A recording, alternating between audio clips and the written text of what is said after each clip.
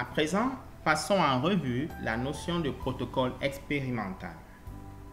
Alors, c'est quoi le protocole expérimental?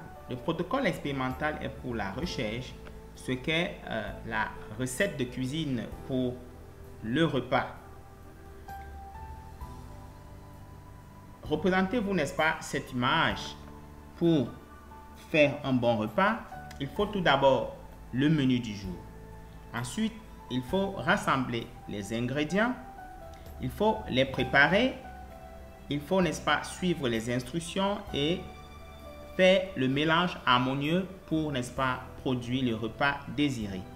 Eh bien, c'est exactement pareil pour le protocole expérimental. Quels sont donc les composants du protocole expérimental? Tout d'abord, il faut un thème bien défini, faisable et validé. Ensuite, définir les facteurs et traitements retenus. Définir avec clarté le plan d'expérience. Élaborer minutieusement dans les détails et les conditions requises la conduite des analyses et de l'essai.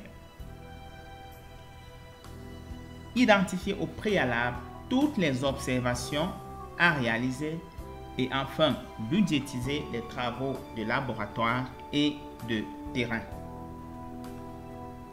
Bien, maintenant un peu de vocabulaire expérimental. Tout d'abord, nous avons les facteurs. Il existe deux catégories de facteurs. Nous parlons des facteurs étudiés pour ceux qui sont, n'est-ce pas, évalués ou comparés dans la recherche ou l'étude, ou plutôt l'essai, et les facteurs aléatoires, qui sont ceux qui ne sont pas étudiés, mais qui peuvent influencer ou alors entacher la réalisation de notre essai, ou alors la validation, autant pour moi, de celui-ci. Donc, nous avons deux catégories de facteurs aléatoires. Nous avons ceux qui sont contrôlés. Les facteurs contrôlés sont ceux qui sont soit maîtrisés, soit contrôlés dans le sens propre du terme. Eh bien, c'est quoi le facteur maîtrisé? Imaginez-vous, vous êtes en train de collecter des données dans une salle. Si vous avez tous les paramètres de la salle qui vous permettront d'expliquer vos résultats, tels que par exemple la température, l'intensité de l'éclairement, la longueur d'onde des rayons lumineux, la coloration, n'est-ce pas, de la lumière, l'humidité relative et bien d'autres paramètres, s'ils sont bien mesurés et bien pris, eh bien, on dit que vous avez maîtrisé le facteur aléatoire. Par contre, si effectivement vous menez un essai dans un environnement que vous ne pouvez pas maîtriser, mais dans le dispositif expérimental, vous vous assurez à pouvoir le contrôler, c'est-à-dire que ce facteur ne soit pas un biais pour les résultats que vous allez observer, alors vous l'avez contrôlé. Mais si vous ne l'avez ni maîtrisé ni contrôlé, eh bien, le facteur aléatoire persiste et est, n'est-ce pas, la principale source d'invalidation de vos résultats. De l'autre côté, donc, les facteurs étudiés peuvent être soit qualitatifs, soit quantitatifs.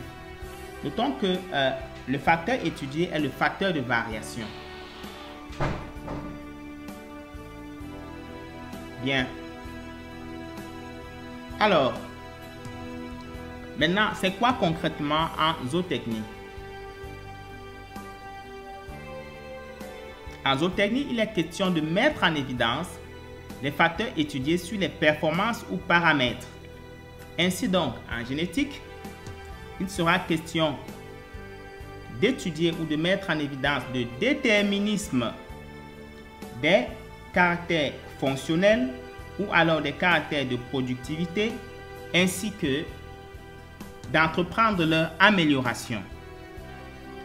En nutrition, il est question de mettre en évidence l'influence ou l'effet des composantes liées à la nutrition de l'animal sur les performances de production.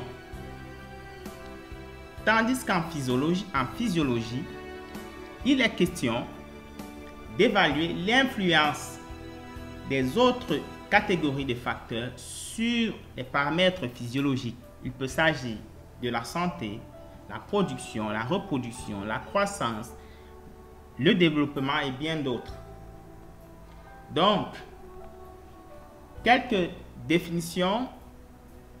Tout d'abord, le traitement et la répétition. C'est quoi dans le traitement? Un traitement est un ensemble expérimental recevant le même niveau ou variante du facteur étudié.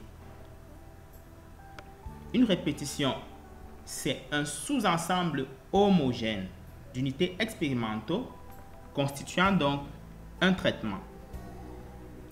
Tandis qu'enfin, une unité expérimentale, c'est l'unité de base de l'expérience. Elle est traitée individuellement et fait l'objet d'au moins une observation.